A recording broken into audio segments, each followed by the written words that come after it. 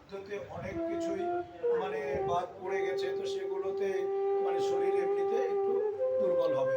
কেননা দুর্বল যত সময় না হবে ভগবত সেবায় তত সময় মন লাগবে না, কেননা ভরা পেটে কিন্তু ভগবত সেবায় মন কম লাগে। তাই একটু খালি রেখে বলে মানে উনু ভাতে দুনু বল নাকি সেই অবস্থা, মানে কম খেলে আপনার বলটা বেশি হয়। সেই বলটা কি গোবিন্দ সেবা করার বলটা। তো সেই জন্য এই দামোদরের আমরা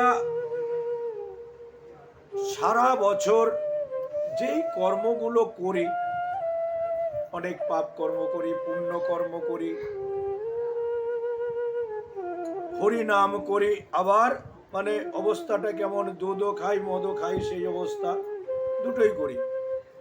এই দামোদরে আসলে আমাদের অন্তত পক্ষে একটু হলেও শরীরের ভিতরে মনের ভিতরে যেন চারা দিয়ে ওঠে না, এই মাসটা আমাদের পালন করতে হবে। কারণ শাস্ত্রে বলেছে অন্যান্য দিন অন্যান্য মাসে আমরা যদি একবার হরিনাম করি তাহলে একবারেরই ফল পাওয়া যায়, আর এই দামোদরে যদি আমরা একবার হরিনাম করতে পারি তাহলে বলছে 1000 দিন হরিনামের ফল লাভ হয়।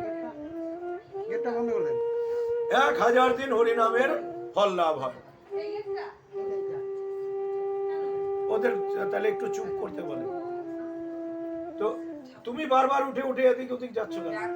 ও তাহলে যাও, তাহলে যাও, আর আসতে হবে না, ওদিকে বসে দামোদর, যেখানে ভোরে প্রাত স্নান মানে আপনার সূর্যোদয়ের 1 ঘন্টা 40 মিনিট পূর্বের থেকে ব্রহ্ম মুহূর্ত শুরু হয় সূর্য উদয় পর্যন্ত।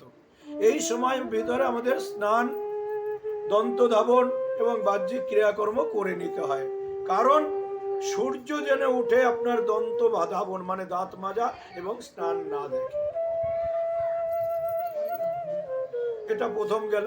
তারপরে চেষ্টা করতে হয় নগর সংকীর্তনে অংশগ্রহণ করতে, কেননা যেটা আমার মহাপ্রভু বলে গেছে যে জীবের ঘরে ঘরে যাও, জীবের দ্বারে দ্বারে যাও, তাদের ডেকে ডেকে বলো হরি নাম না, লহ কৃষ্ণ ভজ কৃষ্ণ, দেহ কৃষ্ণ ভিক্ষা, মানে আমাকে কৃষ্ণ নামের ভিক্ষা দাও, আমি আর কিছু ভিক্ষা চাইছি, কিন্তু সাথে সাথে তুমি হরে কৃষ্ণ হরি বল, এই বলটা বলো, এটাই আমার সবচেয়ে বড় ভিক্ষা হবে। এবং জাতের বিচার করবে না, যাকে তাকে সবাইকে এই হরিনাম দেবে। পরবর্তীতে এসে ভাগবত কথা আস্বাদন, এবং সন্ধ্যাকালীন বেশিরভাগ অনেক বাড়িতেই ভাগবত কথা হয়। কারণ দুটো লাভ হয়।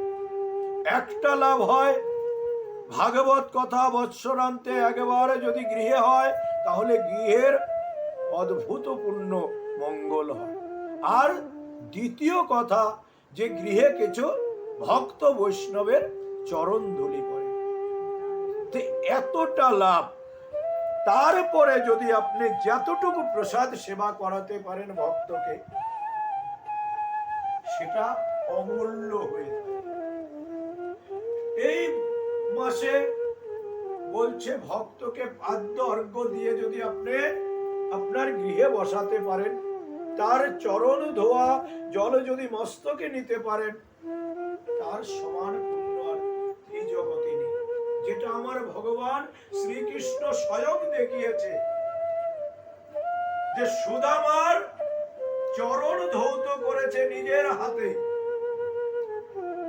তার চরণ ধোয়া জল তিনি মস্তকে ধারণ করেছে, পান করেছে এবং সর্ব শরীরে মেখেছে। কে না স্বয়ং পূর্ণ ব্রহ্ম অনাদির আদি গোবিন্দ, সর্ব কারণের কারণ তিনি, কিনা আমাদেরকে শেখানোর জন্য এই কর্মটা করলেন। আমরা কোথায় করি? আমরা গুরুদেব পর্যন্ত গৃহে এলে কি বলি? গুরুদেব ওই যে পাশে ওয়াশরুম আছে, চলে যান। গুরুদেবকে পর্যন্ত ওয়াশরুম দেখায় দিই, যিনি স্বয়ং কৃষ্ণের দূত হিসাবে বলেন, বা কৃষ্ণই গুরু রূপে এসেছে। তাকে আমরা ওয়াশরুম ধরাই। এই হলো আমাদের ভাবনা। আমরা সাধুগুরু বৈষ্ণব দেখলে তাদের নিন্দা করি। এই তো টিক্কিওয়ালা যাচ্ছে, মনে হয় কোনো বাড়িতে আজকে দিবে বেশ কিছু খসায়। এটা বিধর্মীদের কাছে নেই। বিধর্মীরা যদি মৌলানা বা ইসেদের দেখে মাথা নিচু করে মানে সালাম করে, প্লাস তাদের কারো কোলে যদি বাচ্চা থাকে বলে ওই দেখো মৌলভী সাহেব যাচ্ছে, ওকে সালাম করো। আর আমাদের মাতাদের কোলে যদি সন্তান থাকে কি বলবো, ওই দেখ টিক্কিওয়ালা যাচ্ছে, সাধু বাবা যাচ্ছে। ফরাকটা এখানে। আমরা আমাদের শিশুদের, আমাদের সন্তানদের শেখাতে পারি। এমনকি আমি কিছু কিছু জায়গায় গিয়ে দেখেছি আমাদের ধর্মের নামটা পর্যন্ত জানে না।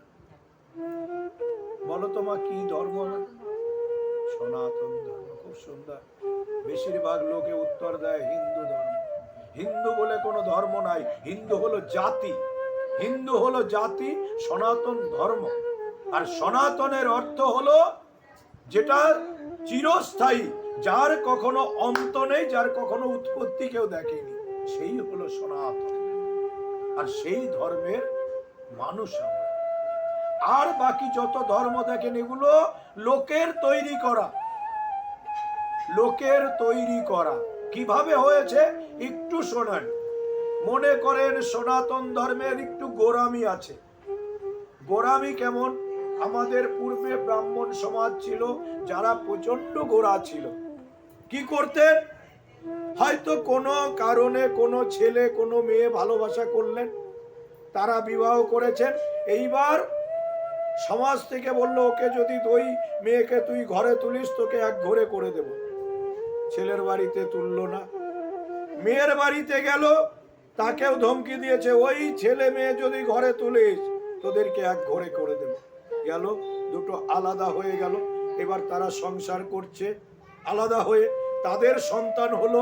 এইভাবে ধীরে ধীরে ওই যে সমাজচ্যুতরা আস্তে আস্তে তারা একটা বৃহৎ আকার, তাদের সন্তান সন্ততি হতে হতে হতে হতে তারাই একটা ধর্ম বানিয়ে ফেললেন। তারাই একটা ধর্ম বানিয়ে ফেললেন এবং অন্যদের বলছে তোরা এই ধর্মে আয়, এই ধর্মে শান্তি আছে, এই ধর্মে কোনো গোঁড়ামি নেই। তো সবার আগে আমাদের জীবকে বোঝাতে হয়, কিন্তু সেই কাজটা করবে কে? সেই কাজটা করবে কে?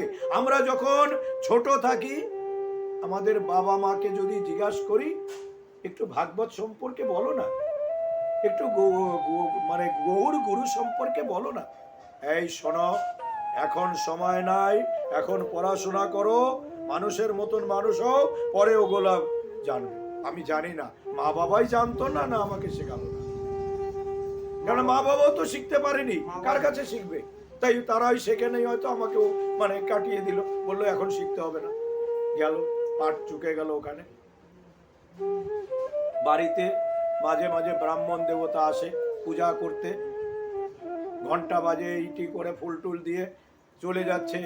বললাম পুরোহিত মশাই আমাকে একটু এই যে পূজা টুজা করেন গোবিন্দ সম্বন্ধে বা একটু হরিকথা কি কেন একটু বলবেন। শোনো বাবা, ওই দেখো কতগুলো ফোন আসছে, সব বাড়িতে আমাকে যেতে হবে, সময় নেই, পরে বলবো। গেল, শেখা আমার হলো না। মাঝে মাঝে দেখি এখানে ওখানে কীর্তন আসর হয়, এই যে ভক্তিনগরে হয়, আরো কত সুব্রত সঙ্গের ওখানে হয়, আরো অনেক হয়, আমতলায় হয়, অনেক জায়গায় হয়। গেলাম, কীর্তন শুনলাম, কি যে বললো কি হলো আমি তো জানি না কিছু, তাহলে বুঝবোটা কি? ওই সবাই দেখি হাত তুলে মানে ই করছে, আমিও নাচানাচি করলাম, একটু বুঝলাম না কিছুই। কীর্তন শেষে যারা কীর্তন গাচ্ছিল তাদেরকে বললাম বাবা আমাকে একটু বোঝায় বলবে, আমি তো কিছুই বুঝলাম না। শোনো বাবা, এই যে 3 ঘন্টা ধরে বক বক করতে করতে গলা বুক শুকায় গেছে, অন্যদিন এসো বলবো। হলো না আমার শেখা, হলো না শেখা, 3 জায়গায় ফেল হয়ে গেলাম। আশেপাশের লোক বলল শোনো না, একবার গুরুকরণ করো, গুরু ধরো, দেখবে সব হয়ে যাবে। আমি বললাম গুরু কোথায় পাবো? বললো কত গুরু। আচ্ছা যাই হোক, এক গুরুর কাছে গেলাম। কানের ভিতরে ফিস ফিস করে কি বললো, কিছু বুঝলাম কিছু বুঝলাম না। বললাম বাবা কিছু তো বুঝলাম না। বলে কোনো ব্যাপার না, আমি যে লিখে দিচ্ছি এটা করবি। আচ্ছা বাবা নিয়ম টিয়ম কি করতে হবে বা কিভাবে চলবো কি করব এগুলো একটু বোঝায় বলবে। শোন, তোকে কিচ্ছু করতে হবে না, তোর সব দায়িত্ব আমি নিয়েছি। তুই একদম নাচবি খেলবি আর যা খুশি তাই খাবি, সব দায়িত্ব আমি নিয়ে নিয়েছি। বলে আর একটা কাজ করবি, ওই মাসে মাসে একটু মানি অর্ডার করে আমার কাছে কিছু পাঠিয়ে দিস। মানে অবস্থাটা কেমন, কানে দিল ফিস ফিস আর মাস গেলে কিছু করে দিস। শেখা আমার হলো না।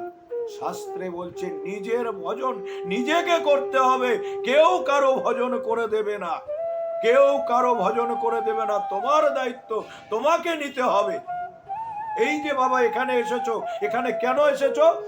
এখানে কি কিছু উপার্জন করতে এসেছো? আসনি। এখানে কি করতে এসেছো? অর্জন করতে। কি অর্জন? পারমার্থিক অর্জন। অর্থ নয়, পরমার্থিক, মানে পরমার্থিক।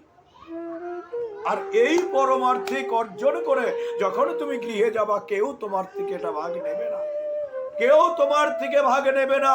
এটা যেমন সেই রকমই থাকবে। কিন্তু ওই বাজার ঘাট চাকরি ব্যবসা করে যে উপার্জনটা করে নিয়ে আসবে, তার জন্য স্ত্রী পুত্র পরিজন সবাইকে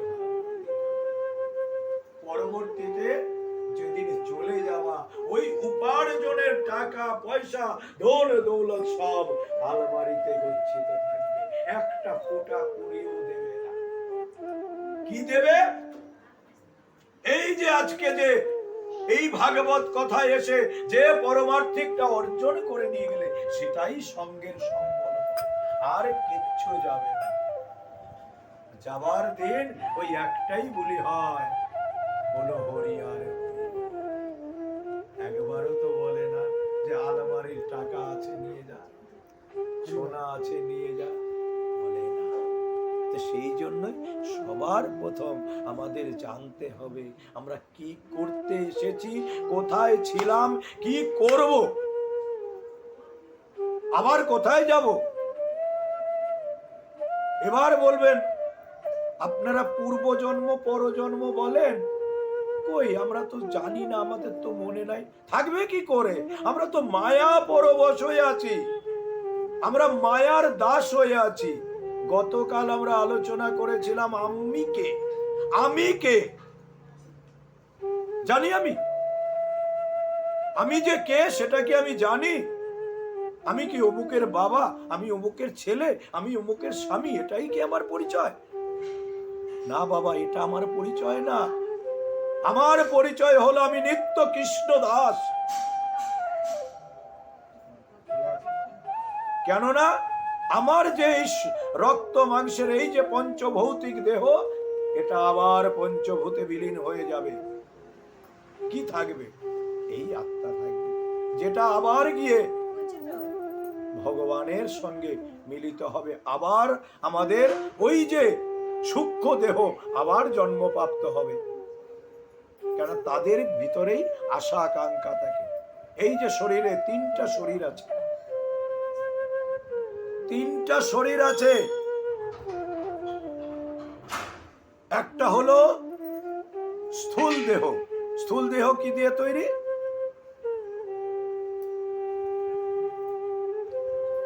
অনেকেই তো পাঠ শোনেন, বলেন তো দেখি স্থূল দেহ কি দিয়ে তৈরি?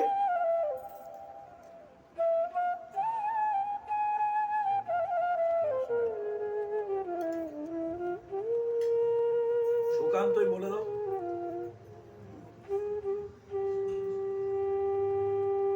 প্রভু আপনি বলেন।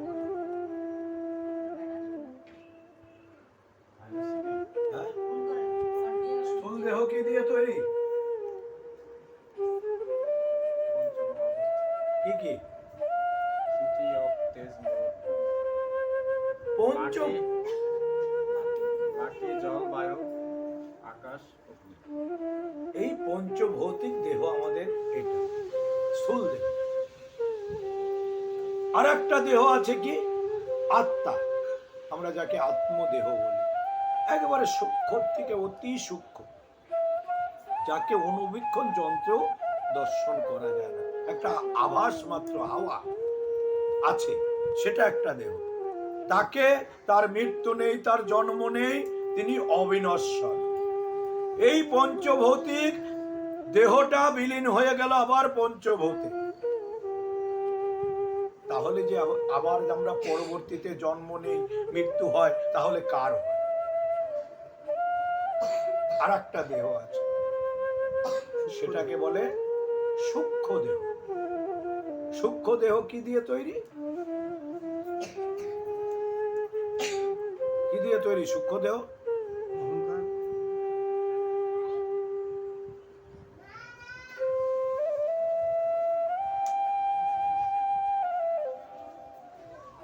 সূক্ষ্ম দেহ হলো মন, বুদ্ধি এবং অহং। অহং মানে আমিত্ব। একেই পরবর্তীতে আবার এই মন এবং অহংকার মানে আমিত্ব এবং বুদ্ধি, এদের জন্যই আমাদের আবার পরবর্তীতে জন্ম নিতে হয়, আবার মৃত্যু হয়। এই মন, বুদ্ধি এবং অহংই হলো সূক্ষ্ম দেহ। যমরাজের কাছে সাজাও এরাই পায়, এদেরকে একটা শরীর দেওয়া হয়। যখন যমালয়ে আমরা যাই, তখন আমাদের ওই সূক্ষ্ম শরীরকে একটা দেহ দেয়, যেই দেহটা যতই যাতনা দেওয়া যাক মারা যায় না, খাওয়া লাগে না, পিপাসা লাগে না, কিচ্ছু লাগে না, কিন্তু সাজা পায়। সেই দেহটাই বারবার সাজা পায়। সেই জন্যই আমাদের এগুলো জানার বিষয় আছে। এবার বলবেন জানবো কোথায়? জানবোটা কোথায়? ও বাবা, জানতে গেলে একটু চেষ্টা করতে হবে। যারা ভাগবত পাঠক বা যদি কেউ মানে সাধু বৈষ্ণব কেউ আশেপাশে থাকে, একটু চেষ্টা করবে তাদের, তারা আমার মনে হয় না খারাপ যুক্তি দেবে। কেননা অনেকটা কেমন অবস্থা, যেমন মনে করো তোমাদেরকে আমরা এই যে বোঝাই, কিন্তু ভাবো কি বুঝবো, বলে গেল, বলার কথা বলে গেল। যেমন হনুমান ভক্ত ছিল, লঙ্কায় যখন গেল, গিয়ে দেখলেন বিভীষণ প্রচন্ড রাম ভক্ত। বিভীষণকে বলল, এই রাক্ষসদের মাঝে তুমি কেন বসে পড়ে আছো? তুমি রামের শরণে যাও। বিভীষণ এসেছিল তখন? আসেনি। ভাই বন্ধু ছেড়ে তখন আসেনি। আমরাও অনেক বলি, কিন্তু আসে না মানে সে কি বলে ভক্ত। কখন আসে? রাবণ যেমন বিভীষণকে যখন লাথি মেরে ফেলায় দিল, তখন বিভীষণ সুরসুর করে রামের শরণে। আমরাও তাই করি। আমাদের যখন স্ত্রী, পুত্র, পরিজন, নাতি নাতনি তারা আমাদেরকে অচ্যুত করে দেয়, ধাক্কা দিয়ে বের করে দেয়, ঠিক তখনই আমরা কি করি? ওই গোবিন্দের চরণে এসে একটু সমর্পিত হই, তার আগে আসি না। কারণ আমরা লাথি না খাওয়া পর্যন্ত ভক্ত হতে চাই না। খারাপ পাবেন না বাবা, কেউ মাগো, কেউ খারাপ পেও না, কারণ আমাদের কথাবার্তা একটু কড়া হয়। আর নিম পাতা তিতা হয়, যেমন নিম পাতা তিতা খেলে উপকার হয়, আমাদের কথাগুলো যদি একটু শোনো, আমার মনে হয় উপকারী হবে, অপকার হবে না। বলে ভালো লাগুক আর না লাগুক খাও তিতা, আর বোঝো আর না বোঝো পরগীতা। তিতা ভালো লাগে না, কিন্তু খেলে উপকার হয়। আর বোঝো আর না বোঝো, তিতা খাওয়ার চেষ্টা।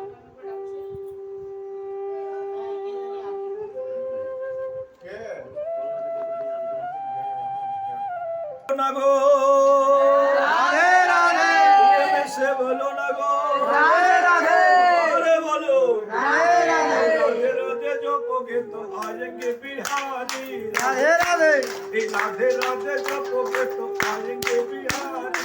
राधे राधे राधा रानी फूल है सुगंध है बिहारी। राधे राधे राधा रानी फूल है सुगंध है बिहारी। राधे राधे राधा रानी चाँद है चकोर है बिहारी। राधे राधे राधा रानी चाँद है चकोर है बिहारी। राधे राधे राधे राधे राधे राधे प्रेम से बोलो, राधे राधे हमारे बोलो, राधे राधे।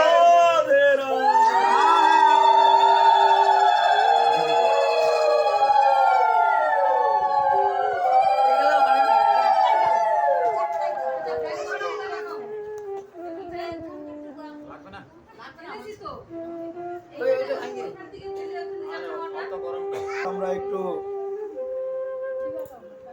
কি আনন্দ হচ্ছে? হ্যাঁ, খুব হচ্ছে তো।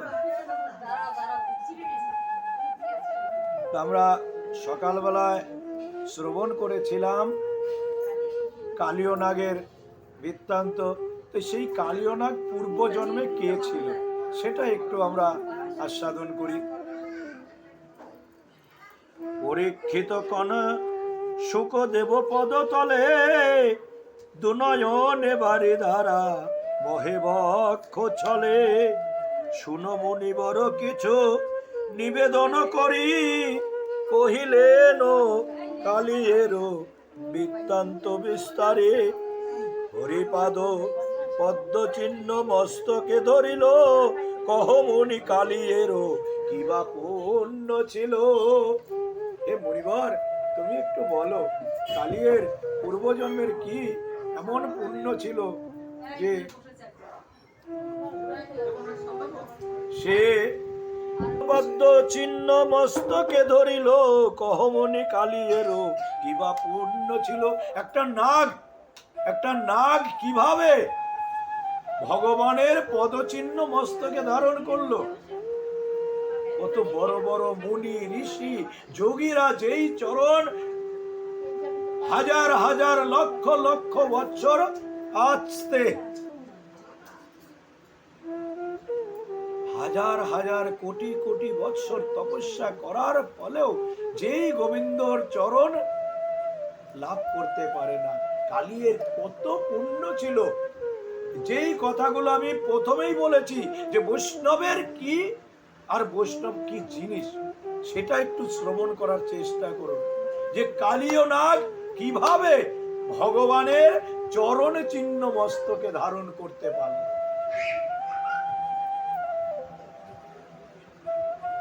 বলে যোগীন্দ্র মুনীন্দ্র ইন্দ্র যার গজানন ধ্যানে দর্শন নাহি পায় যে চরণ।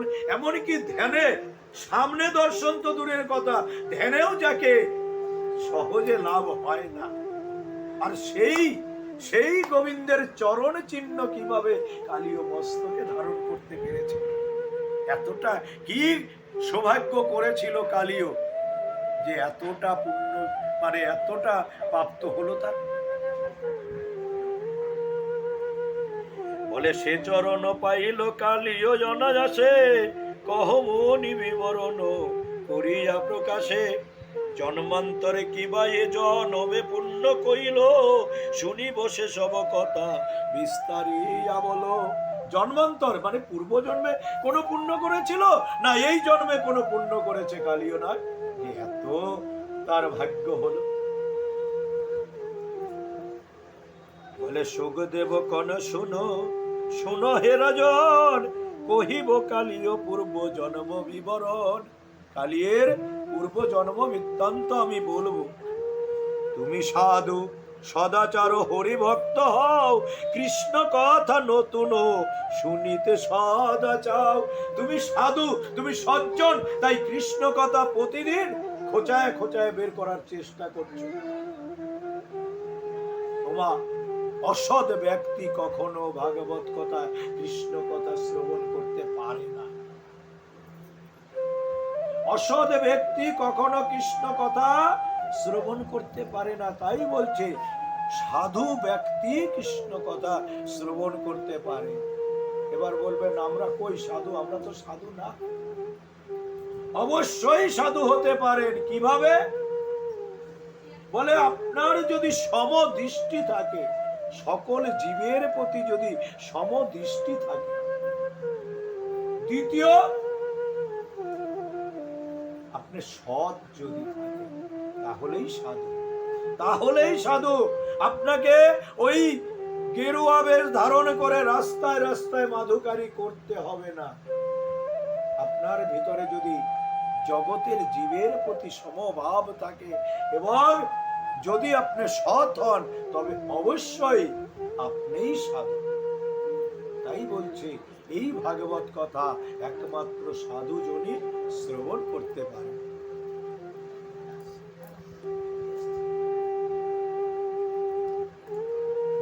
আর নতুন নতুন করে মানে শোনার ইচ্ছা প্রকট হয়। আর একটা জিনিস জানবেন, এই যে যারা শ্রবণ করছে আমার কাছে, আমি 7 বছর হলো এই মানে রাধা গোবিন্দ মন্দিরে পাঠ করছি। কোন ভক্ত বলুক আজকে যেই কথা আমি বলেছি এই 7 বছরের সেকেন্ড দিন আবার রিপিট করেছে, করিনি। তাহলে কোথায় পেলাম? এটা পেলাম কি? ভাগবত কথা অফুরন্ত। কোথায় শুরু করব কোথায় শেষ করব কোনো ইয়ত্তা নেই, এর কোনো মানে গুণাগুন্তি নেই। অনন্ত অনন্ত এই ভাগবত কথা, অনন্ত কৃষ্ণ কথা, হরি কথা।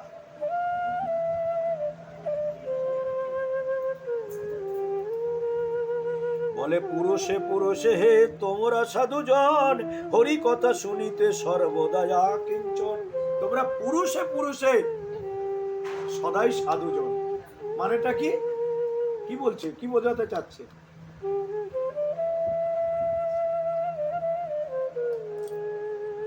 কি বোঝাতে চাচ্ছে? সুখদেব রাজা পরীক্ষিতকে বললেন পুরুষে পুরুষে তোমরা সাধুজন। কথাটা কি বোঝাতে চাচ্ছে?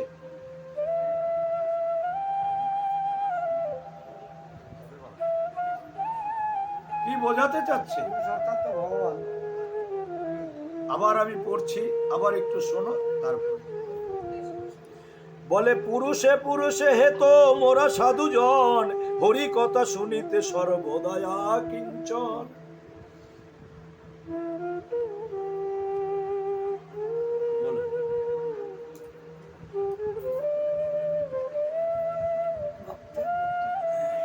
বলছে তোমরা পুরুষে পুরুষে, তোমার পূর্বপুরুষ কে ছিল?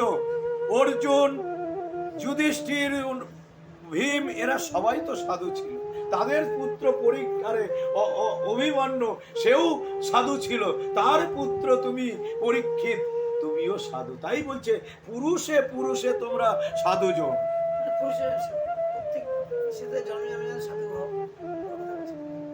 জন্মে জন্মে না, বলছে পূর্বপুরুষ থেকেই তোমরা সাধু। তাই বলছে পুরুষে পুরুষে তোমরা সাধুজন।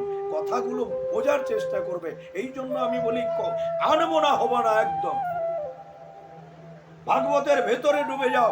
আর দ্বিতীয় হলো চেষ্টা করো মানে যে ভাগবত কথা বলছে তার মুখের দিকে তাকিয়ে থাকা, অন্য দিকে দৃষ্টি নয়। তবেই তুমি ভাগবত কথা আস্বাদন ভালোভাবে করতে।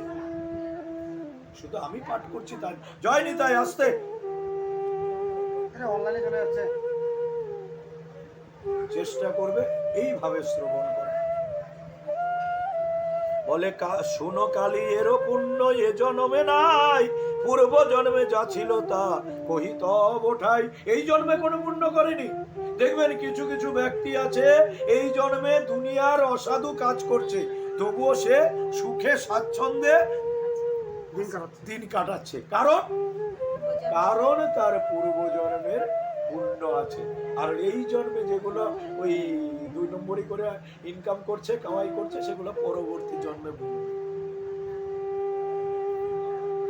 ভাববেন না যে মুক্তি পাবে, অসম্ভব, অসম্ভব। হরি কাউকে ছাড়ে না, কাউকে ছাড়ে না। ওই যে ওখানে যমরাজ বসে আছে, তার একটা সেক্রেটারি আপনার ভেতরে পাঠিয়ে দিয়েছে। আগে তো তাও এমনি ওই কোডাক ক্যামেরায় তুলতে, এখন একদম সিসি ক্যামেরা লাগায় রেখে দিয়েছে। সব সময় দেখতে থাকে আপনি কি করছেন আর কি না করছেন। কে? সে হলো চিত্রগুপ্ত। একদম সিসি ক্যামেরায় দেখছে আর কম্পিউটারে লোড করছে। আগে জাবেদা খাতায় লিখতো, ভুল হওয়ার সম্ভাবনা ছিল, কিন্তু এখন একদম কম্পিউটারে লোড করছে। তাই ভেবেচিন্তে কর্ম করবে। ভাববেন না আমার দিন এমনি চলে যাবে। আজকে যাবে, কালকে কোথায় যাবে? কালকে কোথায় যাবে? ভক্তিনগরে যাবো।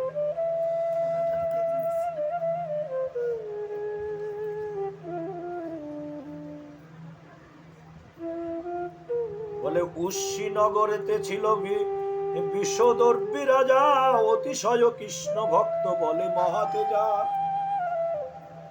উষ্ণী নামে রাজা ছিলেন, তিনি মহাতেজা ছিল এবং তিনি বিষ্ণু ভক্ত ছিলেন। ব্রাহ্মণ বৈষ্ণবে সদা করেন যতন, বলিতে না পারা যায় দৈবের ঘটন। পুষ্পের উদ্যান যাক ছিল যে রাজার, তাহে এক বৈষ্ণব থাকিত অনির্বাণ। একটা পুষ্পের বাগান ছিল, আর সেই বাগানে একটা বৈষ্ণব বসবাস করতে। কে? বৈষ্ণব।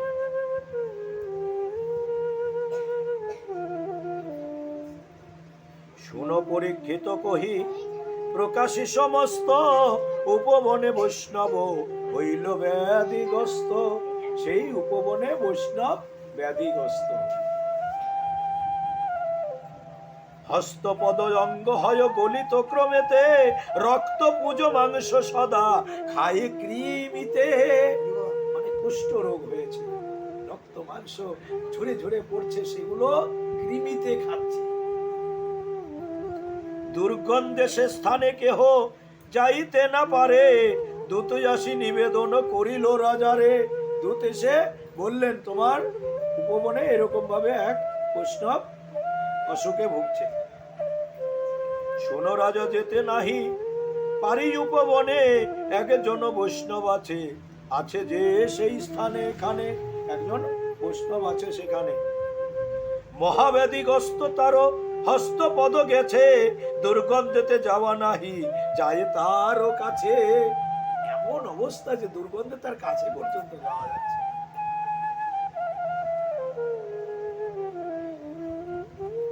তুলিতে না পারি পুষ্প নিমিত্তে তোমার, ইহাতে যেমন আজ্ঞা হয় আপনার। তোমার পূজার জন্য পুষ্প চয়ন করতে পারি না, এখন তুমি যে যেমন ভাবে আজ্ঞা দিবে ঠিক সেই রকমই করবে।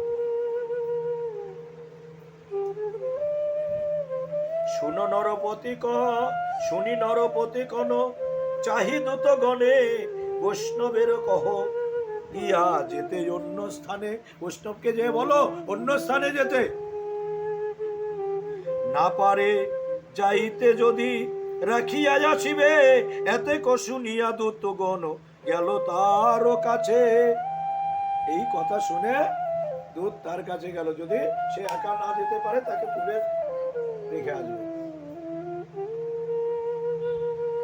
উপনীত হইল বৈষ্ণব আছে যথা, নাসাতে বসন দিয়া বলে তার কথা। নাকে বসন দিয়ে গিয়েছে।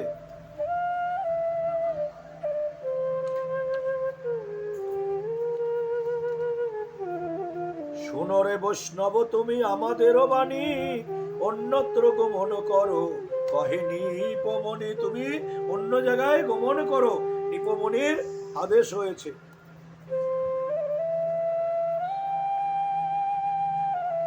শুনিয়া বৈষ্ণব কহে, শুনো হে ভারতী, দেখো হে উঠিতে নাহি আমারও শক্তি। আমার তো শক্তি নাই, আমি কি করে উঠবো?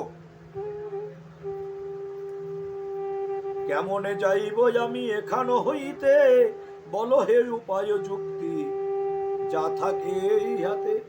যদি কোনো যুক্তি থাকে বলো, আমি সেরকমই কর্ম করব। শুনি সব দূতগণ ভাবিল মনেতে, রাজা রোজা দেশ আছে অন্য স্থানে যেতে। রাজা আদেশ দিয়েছে অন্য স্থানে যাওয়ার জন্য। ইহা ভাবি দূতগণ সবাই ও ধরিল, মাঠে এক বৃক্ষ মূলে রাখিয়া আসিল। সেই বৈষ্ণবকে কি করলেন, কেন রাজার আদেশ, তাই তাকে তুলে ধরে নিয়ে গিয়ে মাঠের এক কোনায় এক বৃক্ষ তলে রেখে এলেন।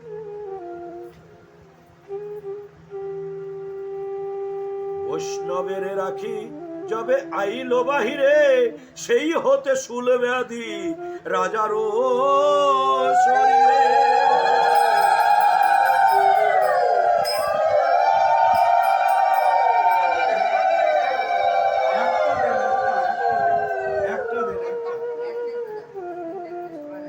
বৈষ্ণবের কাছে নিন্দা করার সাথে সাথে বৈষ্ণবকে নিজে ধরেও দেয়নি, দূতদের দ্বারা ফেলেছে, তাতেই তার স্থূল ব্যাধি হয়ে গেল।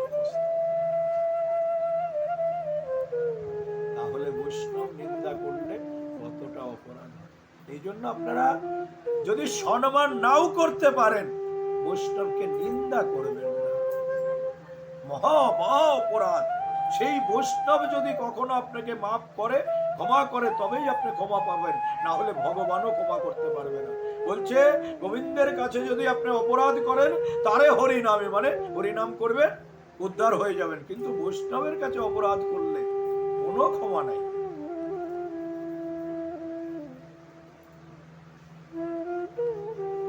বৈষ্ণব মানে হলো না ভাবিল মনে, কুষ্ঠ রোগ হলো ভাবে দৈবেরও কারণে। ভাবছে এটা দৈবের কারণেই হয়েছে, কিন্তু বৈষ্ণব অপরাধের জন্য যে হয়েছে সেটা ভাবতে পারেনি। নানা মতে চিকিৎসা করিল নরপতি, ভালো নাহি হলো বৃদ্ধি হয় নীতি নীতি, ভালো হচ্ছে না, আরো নীতি নীতি বাড়ছে। নীতি নীতি মানে প্রতিদিন, রোজ রোজ। বেদনায় কাতর হইল বড় রাজা, যতন করিয়া এক আনিলেন রোজা। অদ্বয়াসী বলেন রাজার প্রতিবাণী, এ রোগের ঔষধ শুনো হে নিপমণি। এই রোগের একটা ওষুধ আছে। কি ওষুধ? রাজহংস রক্ত মাংস ঔষধ এতে চাই, শুনে নরপতি বলে হংস কোথা পায়। এই রোগের একমাত্র ওষুধ আছে, রাজহংস এনে তাকে ই করলে তার রক্ত মাংস দিয়ে এই ওষুধে মিলায় যদি তুমি সেবা করতে পারো, তবে এই অসুখ তোমার ঠিক হয়ে যাবে। রাজা বলছে সেই রাজ